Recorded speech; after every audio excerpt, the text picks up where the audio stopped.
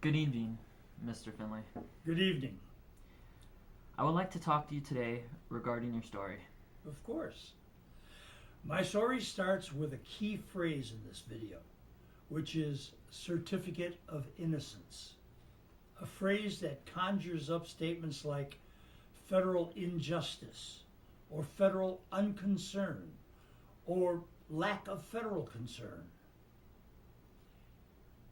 You know, if you asked any of the U.S. congressmen or U.S. senators watching this, at least 99% would say exactly what my attorney said when I asked him why he didn't ask for one when I was acquitted. There's no such thing. I never heard of a certificate of innocence. Do you know what a certificate means? No. Well, don't feel alone. There has not been one federally practicing attorney nor federal judge, including my attorney, Mr. J. Toney, and Earl's attorney, Glenn Cartledge, that has heard of it or believed it existed, including the Federal Public Defender's Office. Nor do federal judges, David Levy and Judge Reed, and it is not defined in Black's Law Dictionary. Seriously? Nor in Words and Phrases. Not defined in Black Law's dictionary? No, but it should appear in the next edition. Why is that?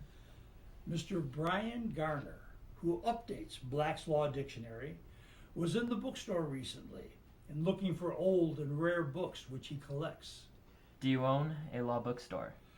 I did from April 1983 until November 2010, when I had to close it and declare bankruptcy. Wow, and why will it appear in the next edition of the dictionary? I asked Mr. Garner if he had heard of it, and he said no.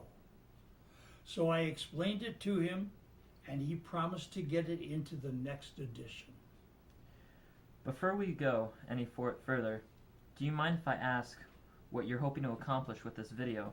What is your purpose? Thank you. I will give it to you as succinctly as possible.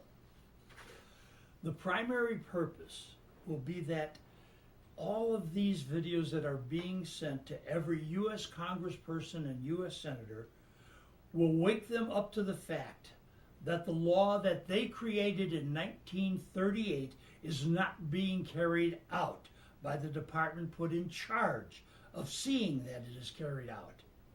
I believe that department is the Department of Justice. I'd welcome the opportunity to address a full session of Congress and the Senate. But first and foremost, that each District Court of Appeals, when it grants an appeal of reverse and remand, will give a Department of Justice prepared pamphlet detailing what will happen next, what is expected, and what will be accomplished since their conviction has been reversed all the way to the conclusion with the granting or denying of a certificate of innocence by the court which finds them not guilty. And second, that the Department of Justice and the Attorney General of these United States will put a person or committee of persons to oversee that each reverse and remand will be seen to completion. That is the granting or denying of a certificate of innocence.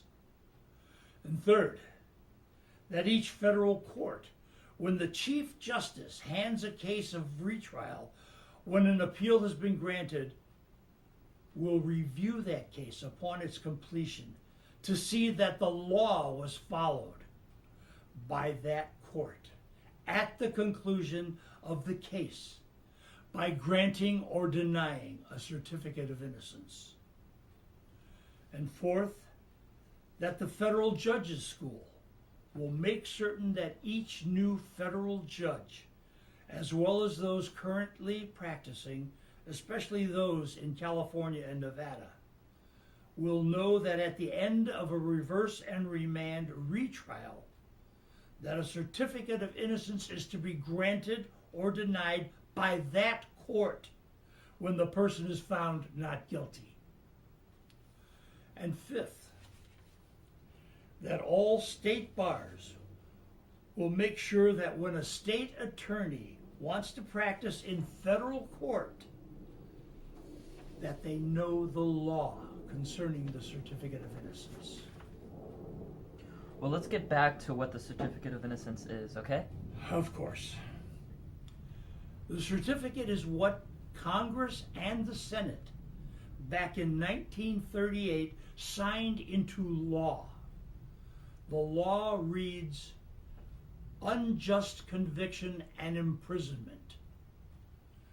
The Act of 1938 states to grant relief to persons erroneously convicted in courts of the United States. I'll read the act to you, adding in what happened in my situation. Be it enacted by the Senate and House of Representatives of the United States of America and in Congress assembled, that any person who, having been convicted of any crime or offense against the United States, I was convicted in 2000, and having been sentenced to imprisonment, I was sentenced in February 2001. And having served all or any part of his sentence, I served 20 months of a 48-month sentence. Shall hereafter, on appeal, my appeal was granted August 20th, 2002, or on a new trial or rehearing be found not guilty. A new trial? I was acquitted April 1st, 2004 of all charges. Of the crime of which he was convicted, or shall hereafter receive a pardon on the ground of innocence.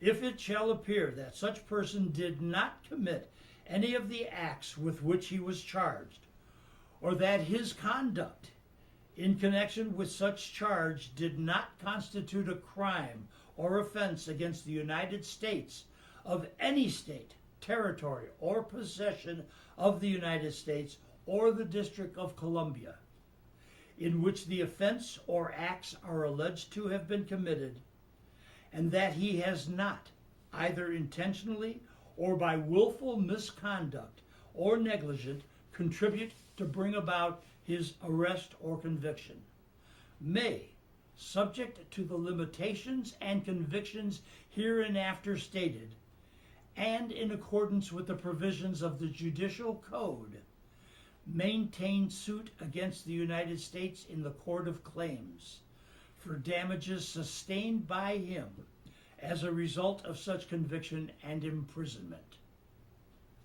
In my case, the damages would amount to $6 million, and in Earl's case, $10 million.